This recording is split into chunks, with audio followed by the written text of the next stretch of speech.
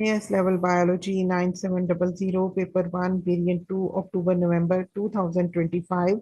And in this video, we will discuss from question number 1 to 14. And question number 1 is, a student observed some cells using a microscope with an eyepiece reticule. You can see on screen, they then replace the solid slide containing the cells with a stage micrometer with a millimeter scale and lined up the eyepiece reticule as shown. You can see eyepiece reticule and stage micrometer scales are aligned together. So we have to find out the maximum diameter of the cell labeled X. So first of all, we will compare both of these units, that is the eyepiece reticule and stage micrometer, and we will go with the point which align together. So that point is, so on eyepiece reticule, this point is 15, and on stage micrometer, it is 0.1. So here you can see in question, they have told us that is the stage micrometer with a millimeter scale. So 0 point, we will convert this millimeter scale into micrometer scale. So for this purpose, we will multiply 0.1 with 1000. So it will become 100 micrometer. So it will become 100 micrometer now, and the eyepiece reticule divide is 15. So we will divide this 100 to make them equal 15. So it is 6.66 micrometer. So 6.66. Now we have to find out the diameter. So you can see the X cell start from here to this, and you can count the units. It is equal to 11. So then we will multiply this 6.66 into 11. So it will become nearly equal to 37.26. So it means it is equal to 73 micrometer. So the answer is 73 micrometer. C answer. Now the question number 2 is, which structures will be present in the cell that causes cholera? Cholera, students, you know, the cholera is caused by the bacterium Vibrio cholerae. So since it is a prokaryote, we need to identify the structures which are present in the bacterial cell or a prokaryote. First, first is the circular DNA. Yes, in bacteria, plasmid, a circular DNA is present. Cytoplasmic DNA, there is no nucleus, but the DNA is embedded into the cytoplasm. So cytoplasmic DNA is also present. Then, you know, the 70S ribosome. So the prokaryotes specifically, they contain the 70S ribosomes. So all of these three structures are present. So it means answer is A. B, C, and D are incorrect options. Now question number 3, which organelles have a partially permeable membrane?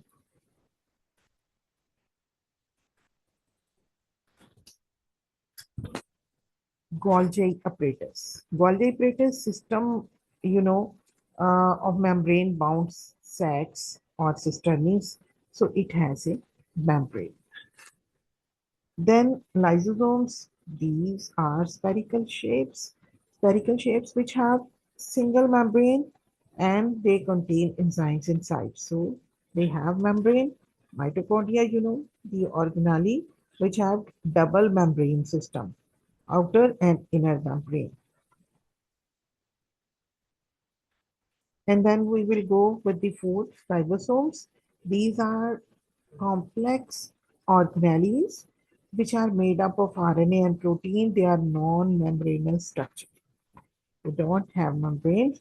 So 1, 2, 3 are have the membrane, partially permeable membrane. So answer is again A.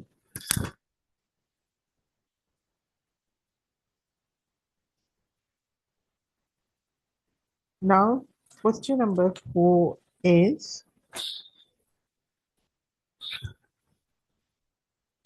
mouse cells were grown in a dish containing a growth medium.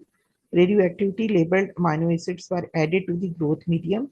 The table shows the time taken for the radioactivity labeled amino acids to appear in three different organelles, R, S, and T. Time taken for radioactivity to appear per minute is R2, for S it is 9, and for T it is 35, which will correctly identify the organelles. So, first of all, the endoplasmic reticulum. Endoplasmic reticulum, this is the uh, part of inside the cell where the translation occurs. Translation, which is the one state of one phase or the one stage of the protein synthesis. So ribosomes are attached on rough endoplasmic reticulum, which use amino acids to build protein or the polypeptide chains. So this is the starting point. The radioactivity will appear here first.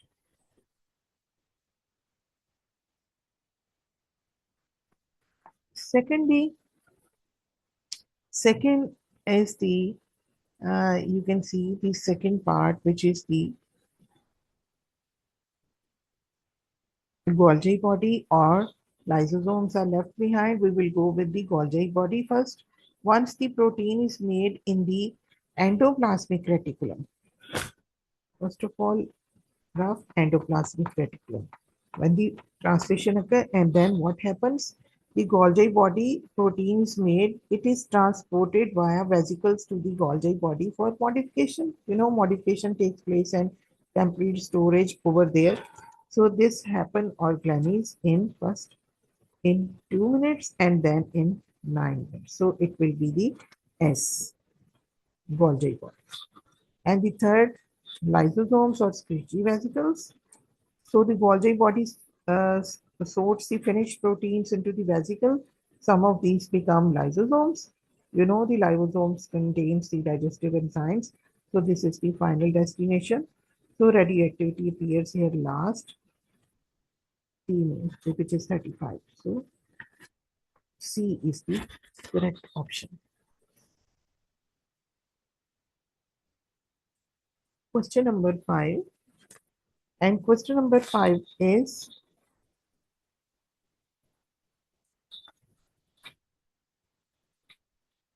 the electron micrograph show a section through a cell. What would be present in this type of cell? Mitochondria, peptidoglycan cell wall, and histone protein. So first of all, you can see the cell is a eukaryotic plant cell because you can see a large central vacuole. This is the large central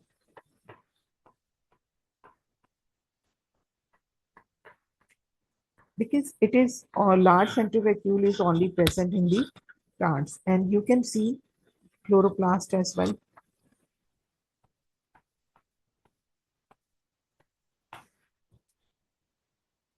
And you can see the cell wall as well.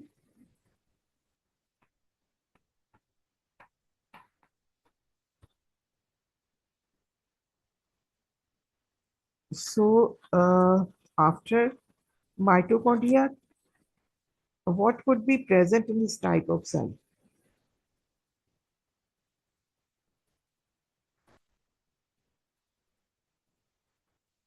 All eukaryotic cells, including require mitochondria for aerobic respiration. Yes. Peptidoglycan cell wall, it is made up of cellulose. Peptidoglycan is not present in plant cell.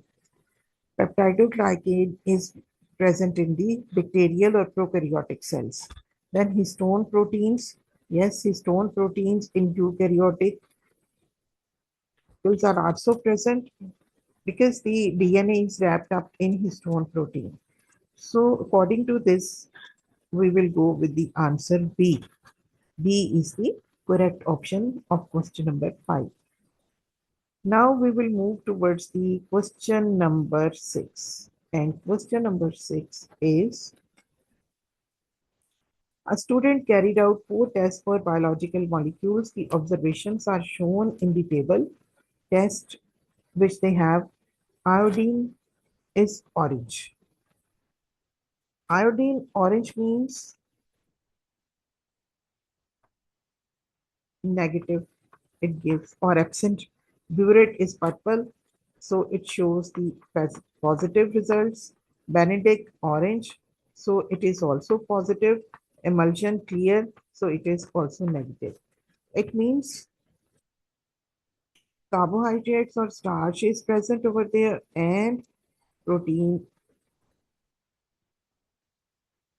is present. So the diagram shows molecules or part of molecules which pair is present in this solution.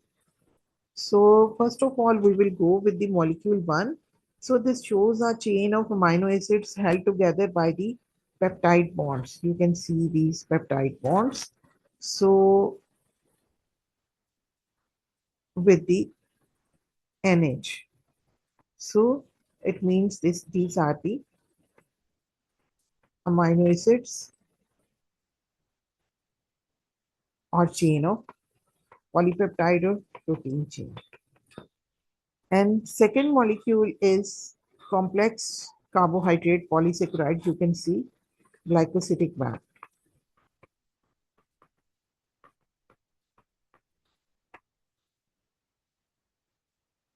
It can be cellulose or starch.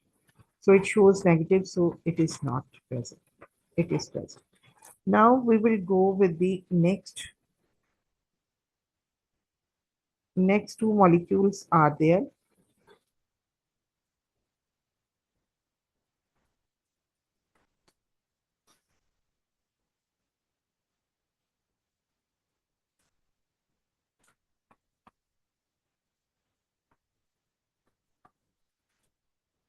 Molecule number 3, you can see this is a single sugar ring monosaccharide, which can be glucose.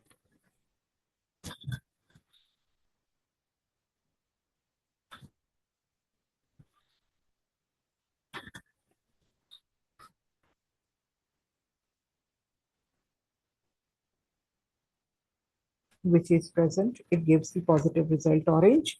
And fourth molecule is polyphospholipid, glycerol, and fatty acids. Emulsion test is negative. So only protein and Benedict test is correct. So according to this, 1 and 3 molecule are present. So the answer is B. Now we will move towards the question number 7. And question number 7 is, the diagram shows some relationships between features of carbohydrates. Which row matches the carbohydrate with some of its features? Alpha glucose, 1,4 bonds and highly branched. So first of all, we will go with this region 1. Region 1 shows a carbohydrate made up of alpha glucose, 1,4 glycosidic bonds, but it is not highly branched. So region 2 is carbohydrate, this one, and this one. Carbohydrate, alpha glucose, but this is highly branched, and it is highly branched. Now, Region 3 represent a carbohydrate. Region 3. Carbohydrate that contains 1,4 glycosidic bonds and is not highly brushed. That is, 2 was highly brushed and this is not highly brushed. So it means amylose, amylopectin, glycogen, and cellulose, sucrose, they have given these different options. So it means the amylose is made up of alpha glucose 1,4, which is unbrushed. So number 1 was alpha glucose plus 1,4 bonds, and number 2 was high alpha glucose plus highly branched, and number 3 was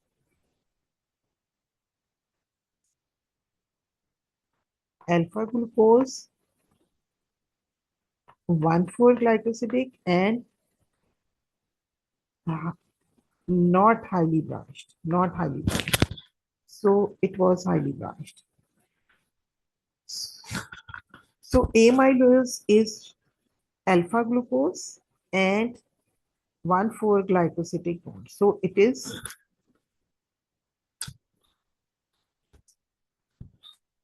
amylose. And number 2 region is alpha glucose and highly branched. So it is amylopectin. You can study the characteristics of them. And the third one is cellulose, which is beta and 1,4 glycosidic unbranched straight chain. So this is third one is the cellulose.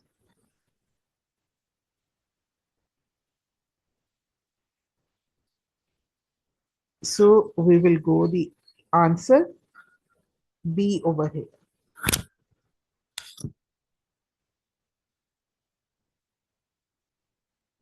Now question number 8 is there. The diagram shows a triglyceride molecule. It shows a triglyceride molecule. You can see which statement is correct for the structures and functions of the triglyceride.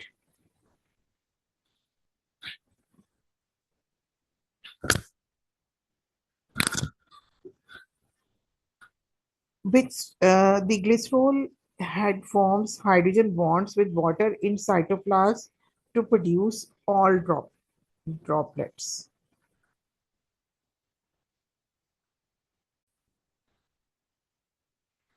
And students, you know that triglycerides are primarily used for energy storage.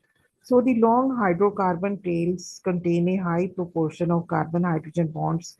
So when these bonds are oxidized during cellular respiration, they release a significantly larger amount of energy compared to carbohydrates or proteins. So in this option A, triglycerides head forms hydrogen bonds with water to produce oil droplets. So triglycerides are non-polar and hydrophobic, so they do not form hydrogen bonds. So they will not form hydrogen bonds. So according to this statement is not correct.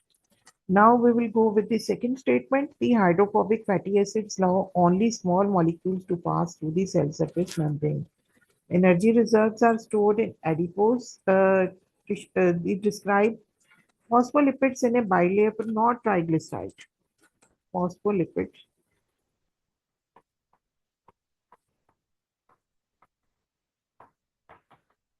bilayer, not a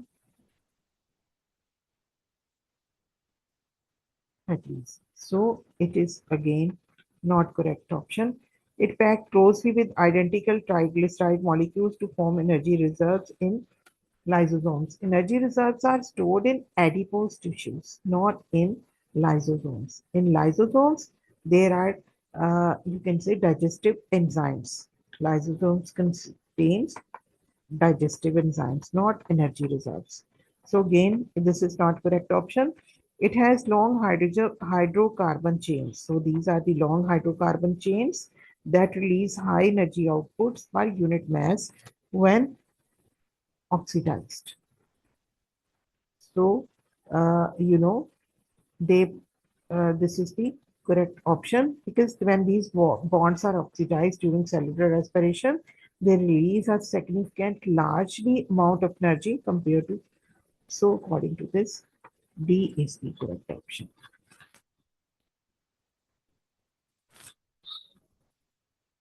Now, the next question is question number 9. Question number 9 is enzyme P has been found in a tropical grass.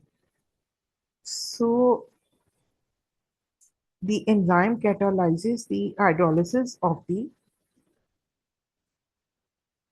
fungal polysaccharide chitin into amino acid sugars. It also inhibits the activity of the enzyme in locust gut, which releases the digestion of amylose. Which row describes the actions of enzyme P? So we have to find out the actions of enzyme P. So here you can see that the reactions which are catalyzed, the enzyme hydrolyzes chitin. So you know the chitin is polysaccharide. So like starch and cellulose. So the monomers in chitin are joined by glycosidic bonds. Therefore, the reaction catalyzed in the hydrolysis of glycosidic bond. So it will be can be A or B. And second is how the reaction is inhibited. The enzyme inhibits the digestion of amylose. Amylase, you know, this is the component of starch. So digestion in a hydrolytic process where large molecules are broken down is a polysaccharide. Its digestion involves the hydrolysis of glycosidic bonds. So it is not the condensation because this is the breakdown. So the second, according to this, B is the correct option. B is the correct option. Now, question number 10 is which bonds between amino acids hold the shape of the secondary structure and also the tertiary structure of the protein? So, first of all, uh, what is the secondary structure? This level alpha helicals and beta plated sheets in held together. Amino acid hold the shape. So, exclusively by hydrogen bonds. And in tertiary structure, level is maintained by several types of interactions between R groups, including hydrogen bonds, ionic bonds, disulfide bridges, and hydrophobic reactions. So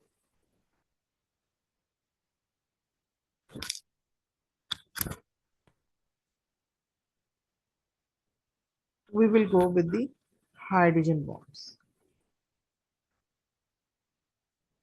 And because the only bond from the list that is essential to both levels of folding is the hydrogen bond.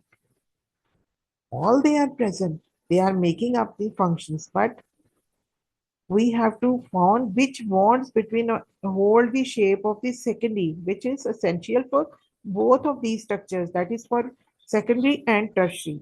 So this is the C, which is necessary for both of these. Because I have told you the secondary structure needs alpha helicals and beta plated sheets, such as hydrogen bonds and polypeptide backbone. And in both tertiary structure, hydrogen bonds are also required. So C is the correct option. Now question number 11. Resilin is a protein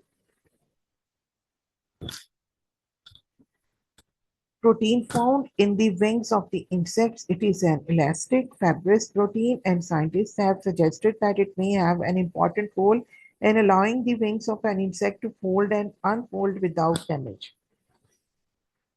Peptidyl transferase is an enzyme which catalyzes the concentration of amino acids during translation to form resilin. Which statements are correct? Peptidyl transferase and resilin have structural roles in the insect.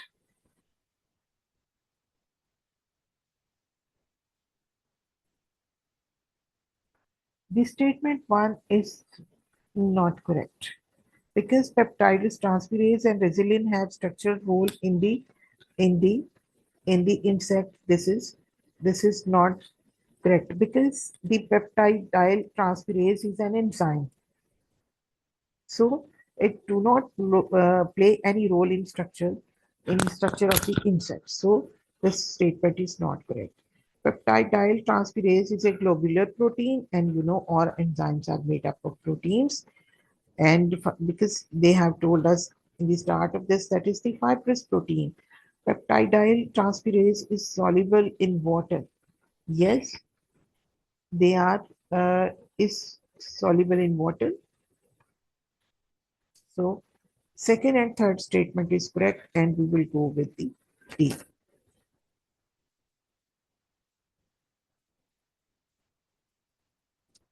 Question number 12. Collagen is a protein that helps to strengthen and increase the elasticity and hydration of the skin.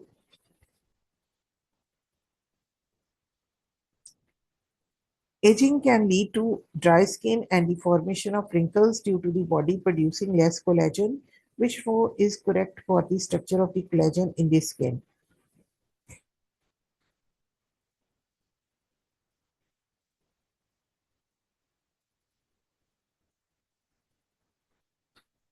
Every fourth amino acid is glycine.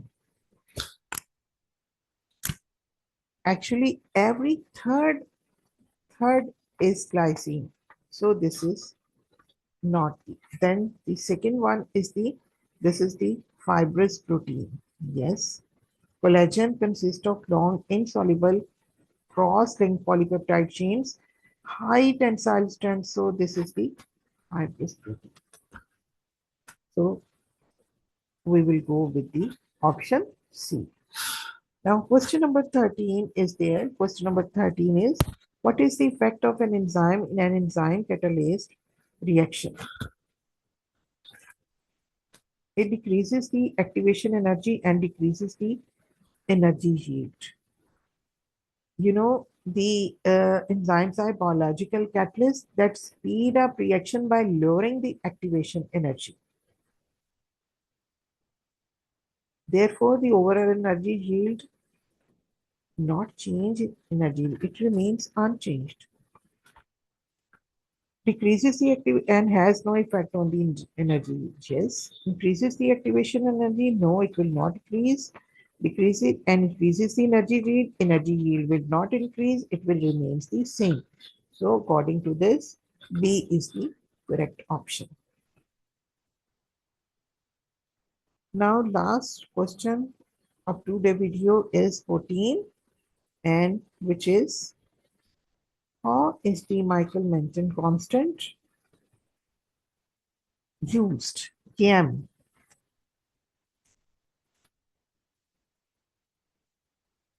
And Km is defined as the substrate concentration at which the reaction rate is half of its maximum velocity. So the statement A, to determine the number of collisions between the enzyme and substrate. Low Km means the enzyme has a high affinity for the substrate, reaches half for its substrate.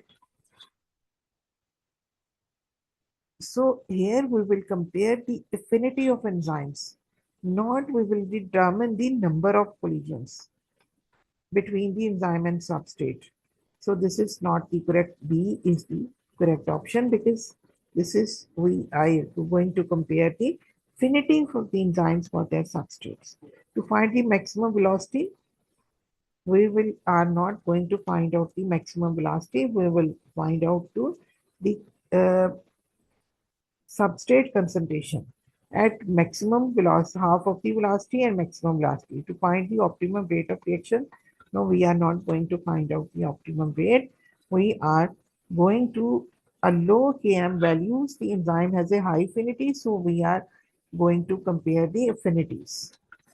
So B is the correct option over here. So it was all about from question number 1 to 14.